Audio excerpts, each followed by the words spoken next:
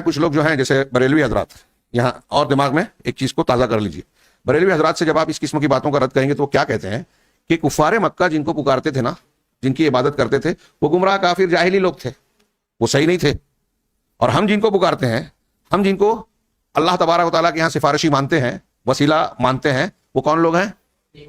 اولیاء، صالحین، انبیاء، ان کے غلط ہونے کا سوال ہی نہیں پیدا ہوتا۔ تو یہ تسلی دیتے ہیں اور ان کے جاہل لوگ اس پر مطمئن بھی ہو جاتے ہیں۔ تو اسی کی طرف اسی کا جواب دیتے ہوئے شیخ محمد الوہاب رحمہ اللہ نے کئی جگہ پر ان بتوں کا اور دوسروں کا تذکرہ کرتے ہوئے یہ بھی ذکر کیا کہ بھائی عیسائی ہیں جو نصارہ، حضرت عیسیٰ کو مانتے تھے۔ حضرت عیسیٰ کون تھے؟ ایک پیغمبر تھے، ہے نا، اولو العزم رسولوں میں سے ایک ہے، ہاں۔ اور اسی طریقے سے کفار مکہ جہاں بہت سارے دوسرے معبودوں کو، شجر حجر کو مانتے تھے، وہاں ملائکہ کو پکارتے تھے۔ ملائکہ کون ہے؟ اللہ کے مقرب بندے، ہے نا۔ یہاں تک کہ انہوں نے اللہ کی بیٹیاں کہا ان کو، نعوذ باللہ، جیسے نصارہ نے حضرت عیسیٰ کو اللہ کا بیٹا کہا، عزیر نے، یہود نے حضرت عزیر کو کہا۔ تو یہ جو ہے نیک صالح، اچھا لات و منات میں بھی جن شخصیات کو انہوں نے مانا وہ نیک تھے، اور ہم نے یہ پڑھا کہ حضرت نوح علیہ السلام کی قوم نے جن معبودوں کو بنایا، بتوں کو، جن شخصیات کی، وہ کون تھے؟ ود، سوا، یغوث، یعوق، نصر، کون لوگ تھے؟ صالحین تھے۔ اور وہاں ان کے مشرک اور غلط ہونے کا سوال اس لیے پیدا نہیں ہوتا کہ دلائل سے یہ بات ثابت ہے کہ قوم نوح کے اس شرک، ود، سوا، یغوث، یعوق، نصر کے بت بنانے اور پھر اگلی نسل میں شرک آنے سے پہلے دنیا میں شرک تھا ہی نہیں، لہٰذا ود، سوا، یغوث، یعوق، نصر ان کے ہاں شرک یہ ہو ہی نہیں سکتا۔ اور وہ اس قوم کے، اس دور کے لوگوں میں بھی نیک و صالح تھے، تو وہ صالحین اور اولیاء ان کو کہہ لیجئے۔ حضرت عیسیٰ علیہ السلام نبی تھے، حضرت عزیر کے سلسلے میں نبوت کے بارے میں اختلاف ہے، ہاں، اور جو ہے ملائکہ ایک نوری مخلوق ہیں، ہم جانتے ہیں۔ تو ان میں سے کسی کو بھی وہ حق دینا جو الوہیت کا درجہ دیتا ہے وہ شرک ہے، کفر ہے، ہاں۔ اب اگر آپ یہ کہتے ہو کہ ہم اولیاء، صالحین اور انبیاء کو پکار رہے ہیں تو آپ کوئی نیا تیر نہیں مار رہے ہو، نیا عمل نہیں کر، اسی کو قرآن حدیث نے شرک کہا ہے۔ اور یہ دنیا کی عالمگیر گمراہی یہی تو رہی ہے کہ جو شخص توحید کا درس دینے آیا، کئی مرتبہ ایسا ہوا تاریخ میں، جو ہمارے سامنے ثبوت موجود ہیں، مثالیں موجود ہیں، کہ جن توحید کا سبق دینے والے ہی کو لوگوں نے وہ درجہ دے دیا جس سے وہ منع کرتا تھا دوسروں کے تعلق سے اور اپنے بارے میں بھی۔ اب نبی کریم صلی اللہ علیہ وسلم کا معاملہ بھی ہم دیکھ رہے ہیں کہ آپ، چونکہ کوئی قوم شرک اس وقت کرتی ہے جب کسی کے بارے میں غلو کرتی ہے، اس کو اس کے مقام سے بڑھاتی ہے، اللہ کے درجے تک پہنچاتی ہے۔ تو ہم دیکھ رہے ہیں کہ نبی صلی اللہ علیہ وسلم، امت مسلمہ کس کی عزت سب سے زیادہ کرتی ہے، کرے گی؟ مخلوق میں نبی کی، اللہ کے بعد مخلوقات میں نبی کو درجہ دے گی۔ تو اللہ کے نبی صلی اللہ علیہ وسلم کے تعلق سے عقیدہ بگڑنے کا سب سے زیادہ امکان اور چانس تھا اور ہے کہ لوگ آپ کی محبت اور عقیدت کو جو ہونی چاہیے اس سے اگر درجہ بڑھا دیے تو اللہ سے ملا دیا تو شرک ہو جائے گا۔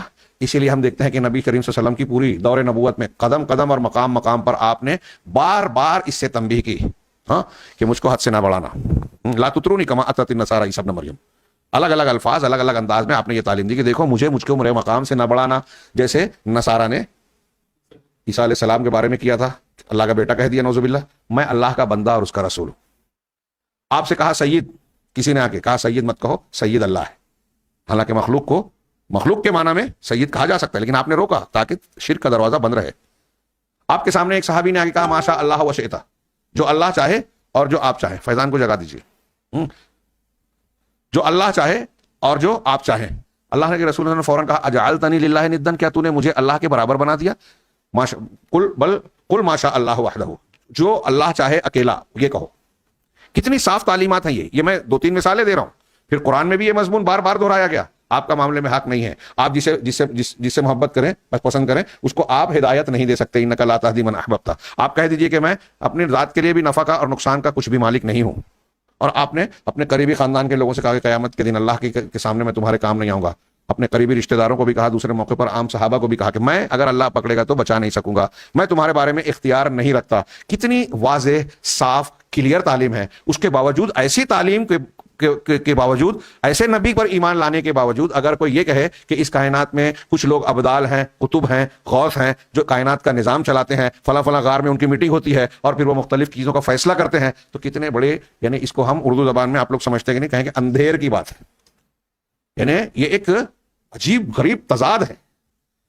اب بتائیے کہ میں جو باتیں بیان کر رہا ہوں یہ آپ سمجھ رہے ہیں؟ بلکہ میں جانتا ہوں کہ آپ لوگوں میں سے کئی لوگ سوچ رہے ہیں کہ یہ باتیں تو ہم بار بار سنتے ہیں، لیکن تھوڑی دیر کے لیے میرا سوال غور سے سنیے کہ جو لوگ آج قبر پرستی کر رہے ہیں، بزرگوں کی پرستش کر رہے ہیں، وحدت الوجود کا عقیدہ مان رہے ہیں، ہاں، لا الہ الا اللہ کی غلط تشریح کر رہے ہیں، واسطے اور وسیلے کے عقیدے کے نام پر شرکیات میں مبتلا ہیں، کیا وہ قرآن و حدیث نہیں پڑھتے؟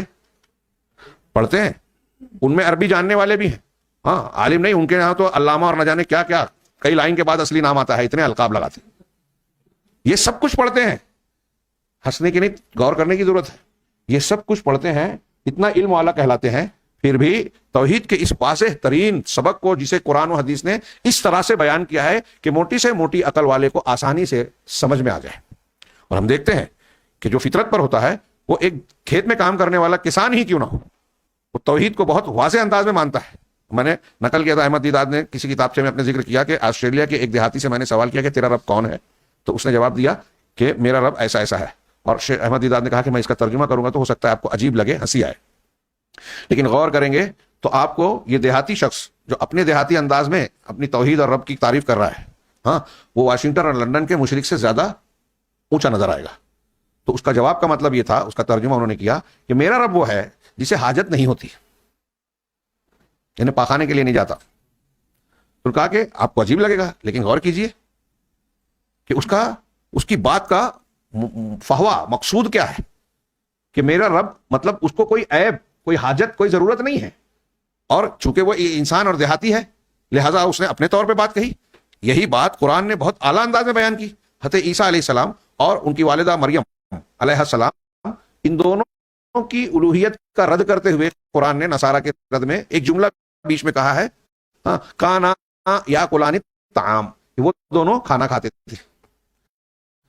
احمد دیداد صاحب نے توجہ دلائی کہ آپ غور کیجئے کہ کیا قرآن جیسی عظیم الشان کتاب, اللہ کے کلام میں کوئی بات ایسے ہی ہو سکتی ہے کیا, جس کا کوئی مطلب مقصود نہ ہو؟ نہیں ہو سکتی.